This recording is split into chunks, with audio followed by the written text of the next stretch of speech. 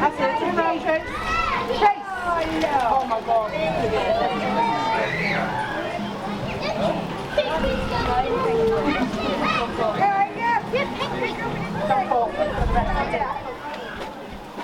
Yeah, oops.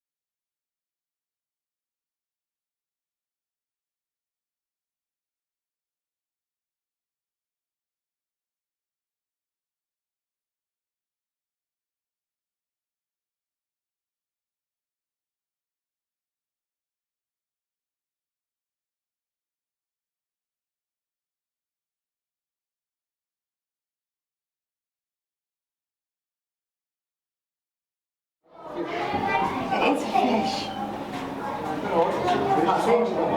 Down there? Big wave. Where? Take up the whole tank.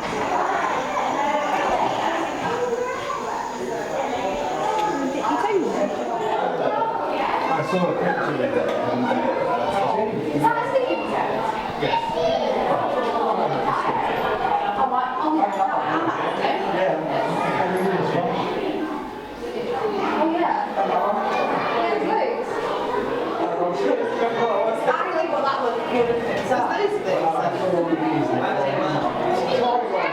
They've been cleaned up. It took like a year to clear it. It was the size of half a football pitch on the ground.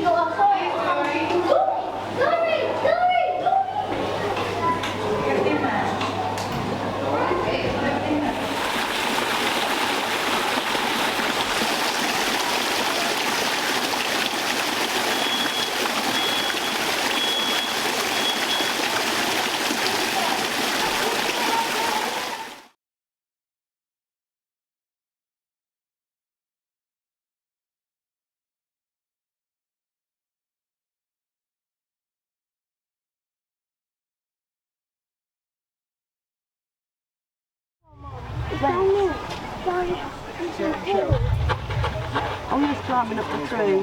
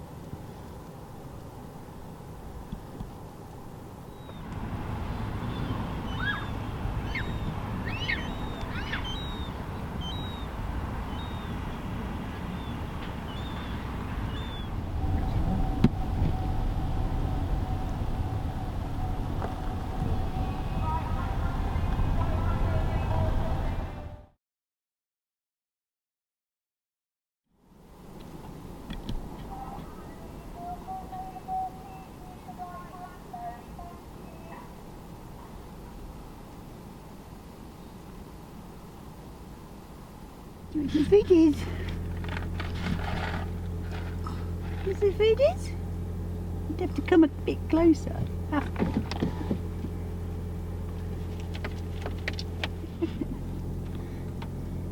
How would you Oh, like? look, you. Tell me when. Shh.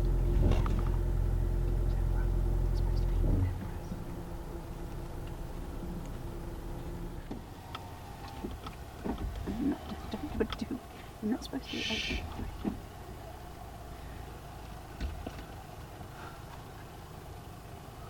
Right, that's enough. Go.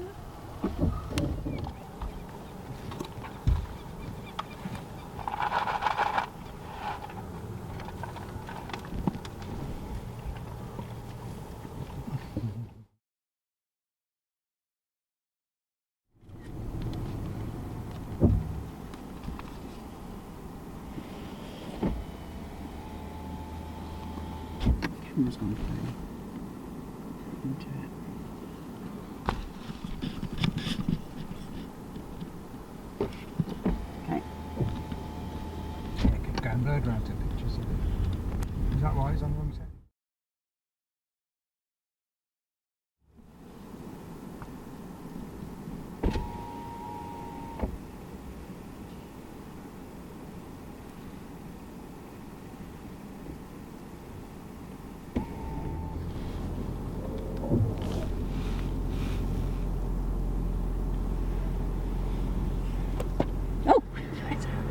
Recording.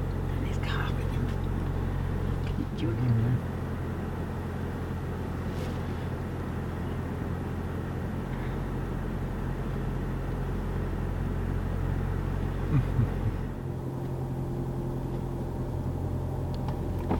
No.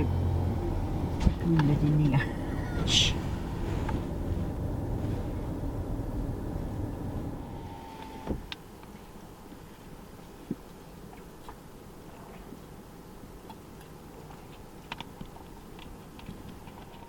My birth sign. Oh.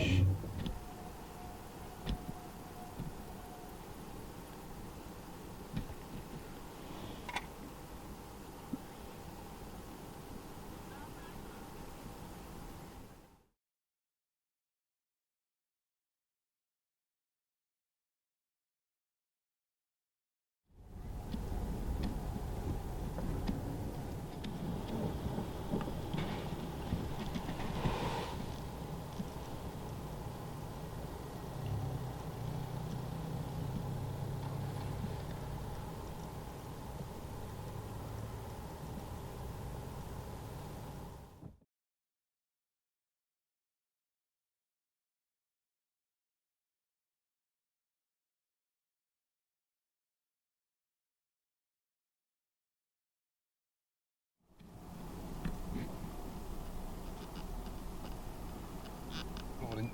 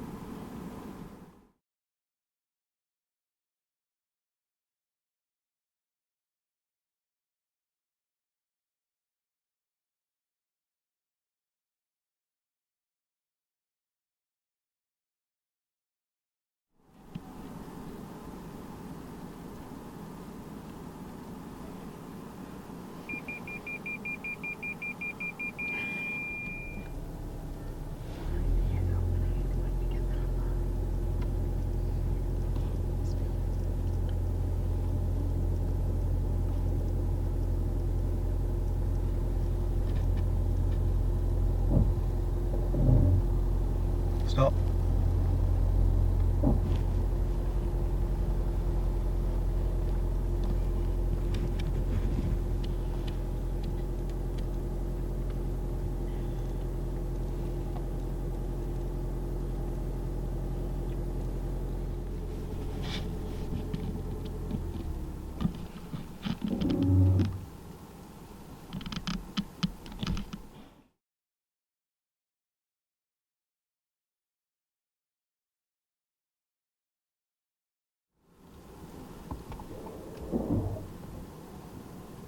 Turning it around. Just recording.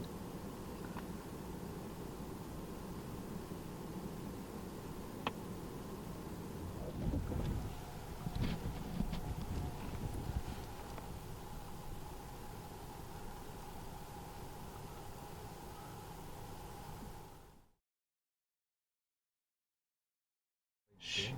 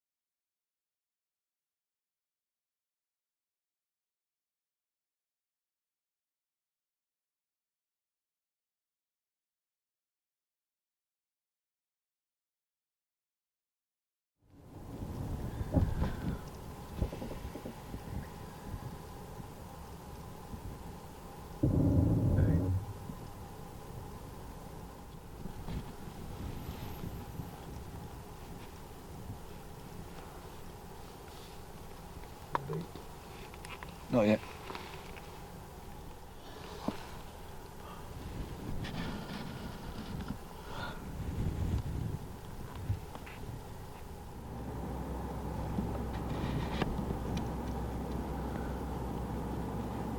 Feeding it. Shh.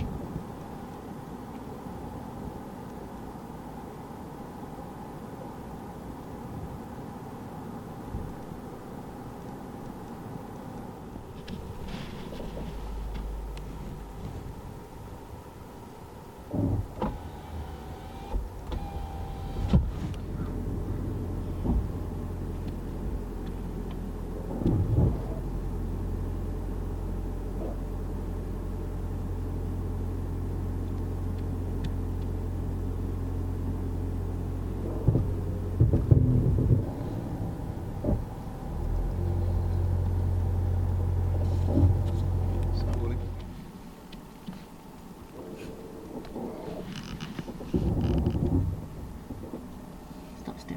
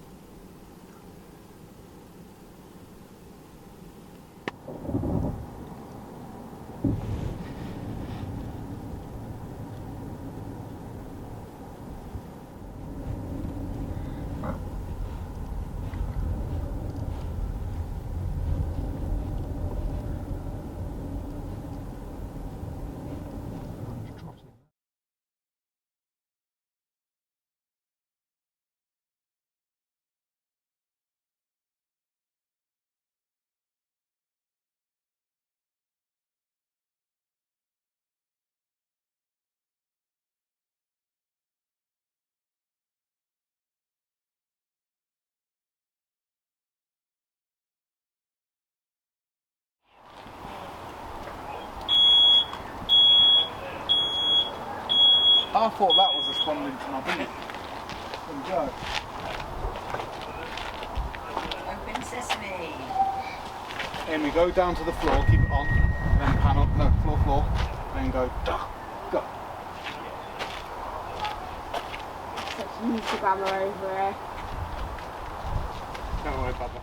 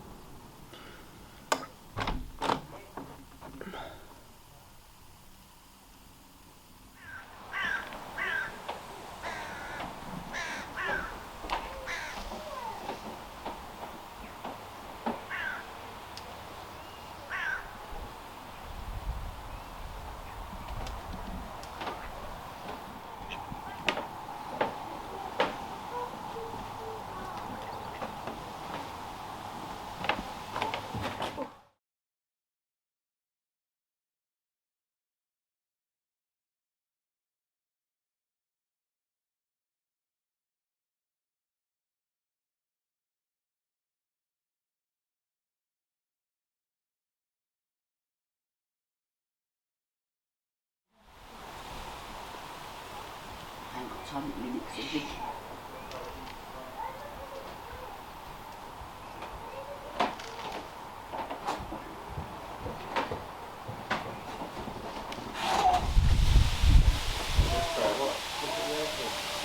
Yeah, stretching up.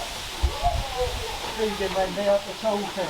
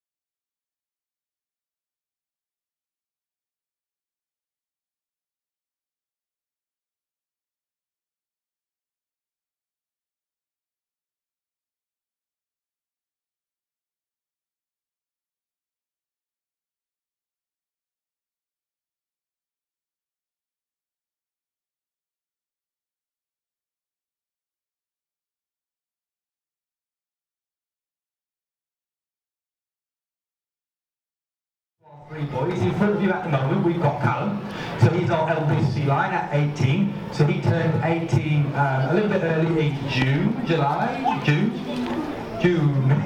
So yeah, he turned 18 recently this year, so he's our oldest sea lion. He came from Artisu over in Amsterdam. Now Callum here is a huge attention seeker. He likes all the noise, all the applause, all the encouragement.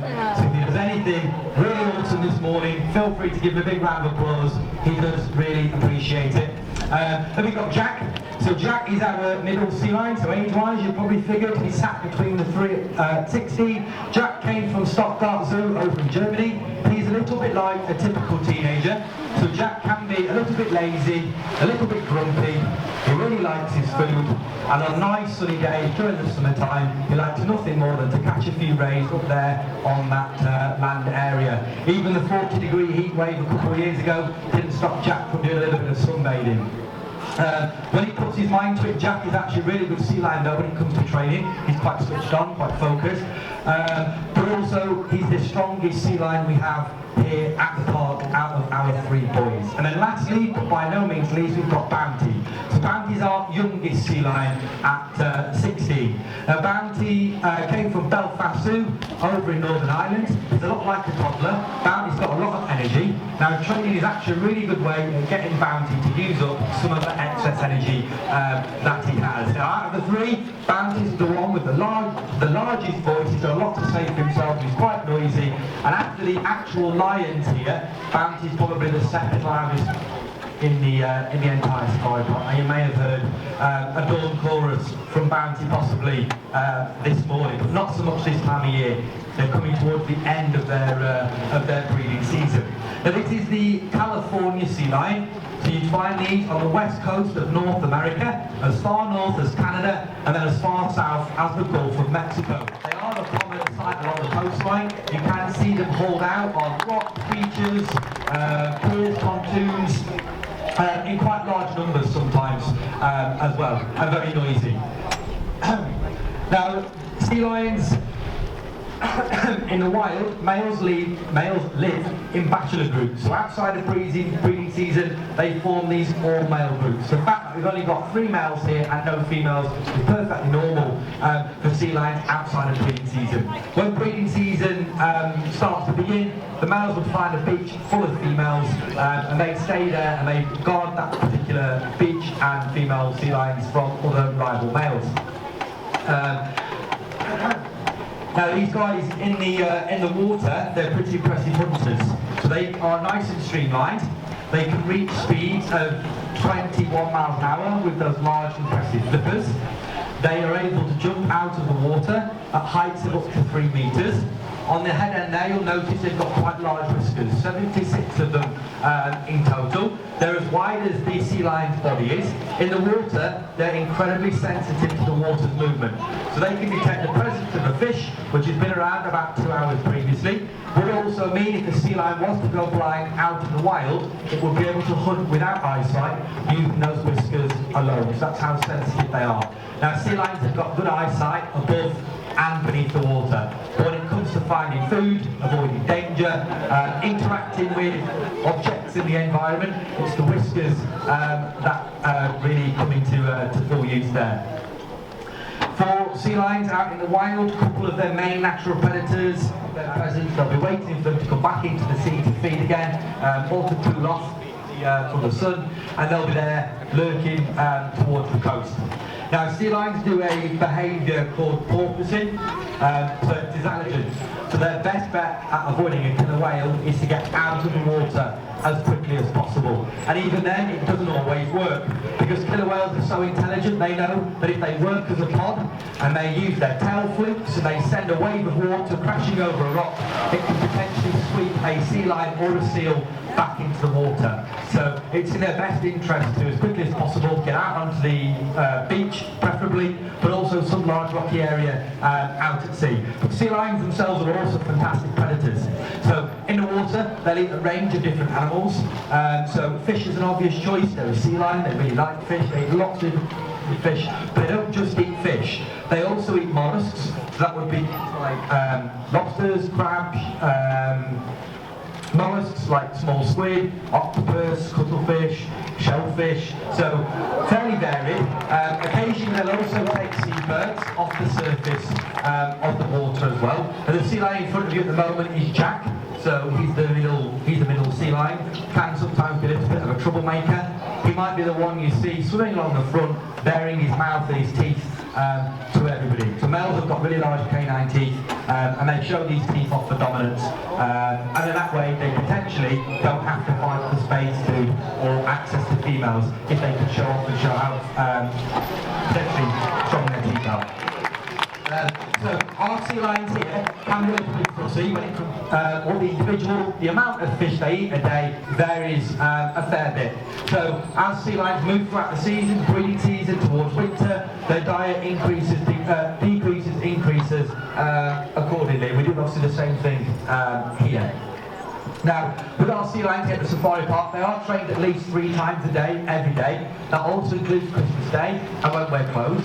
So even if we aren't doing sea lion shows, training still takes place.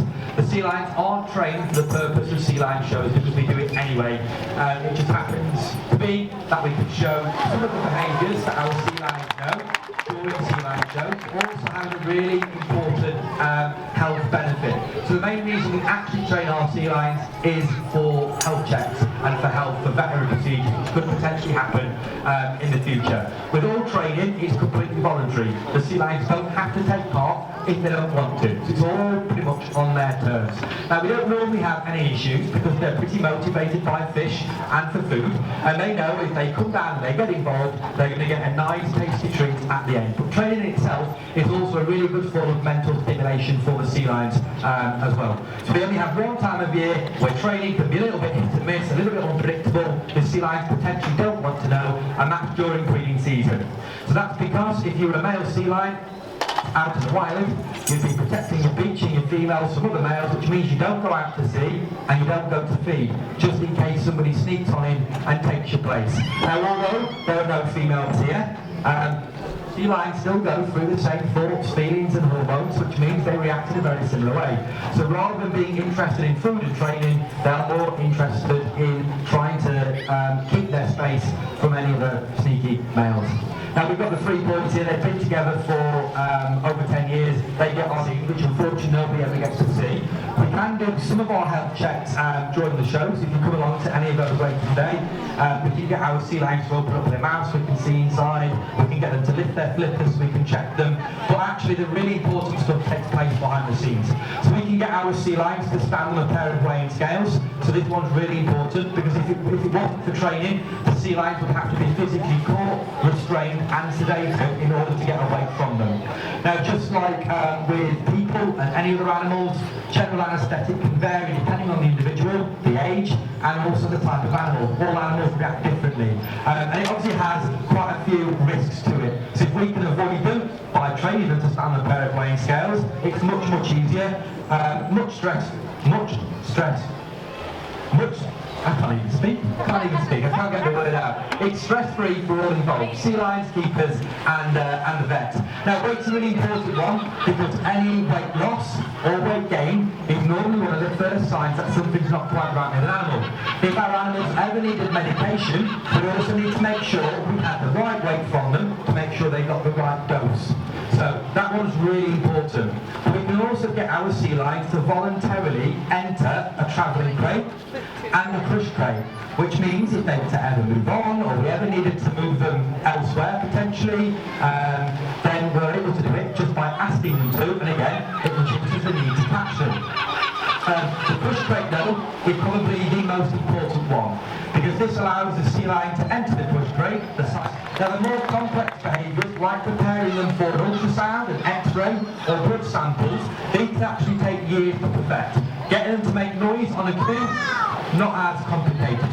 The time scales it takes to train certain behaviours varies considerably. So what we do first of all, is you get them used to the sides of the crush crate. So they come out, they see the crush crate, and give them a fish, they get used to it. And then what you do is you get them to go a little bit closer, and then eventually pop their head in, eventually the whole body in, and then they stay there for a minute, and then you can allow the sides to drop down, and then eventually you can get them used to the size of a needle.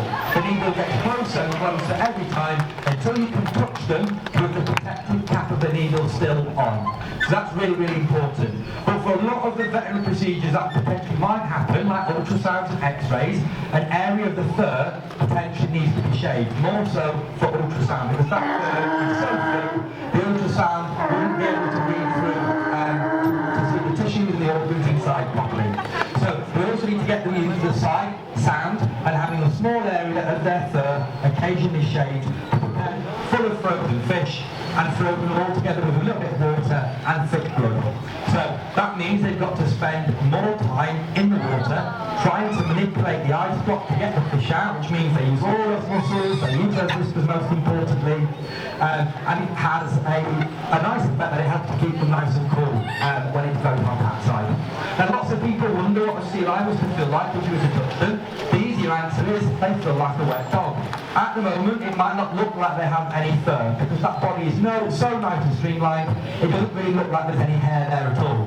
But when Jack has been sunbathing in the summer and his coat dries out and you see him before he goes in the water, he looks incredibly fluffy. Now, sea lions get their name from almost like a bushy mane of fur which forms around the neck area, hence sea lion. So that's actually where it comes from. Well, I'm going to finish watering at you then.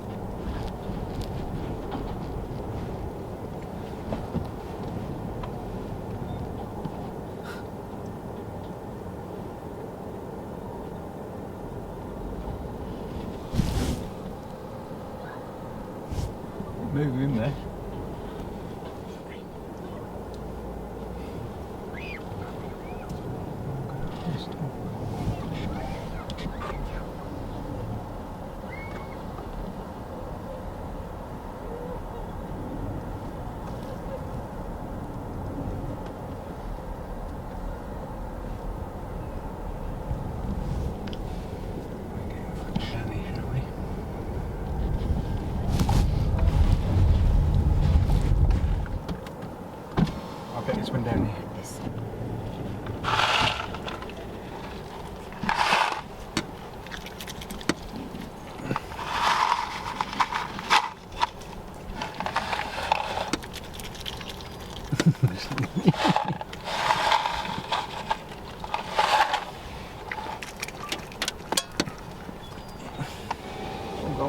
We've got wet whiteman. Oh, there's some here.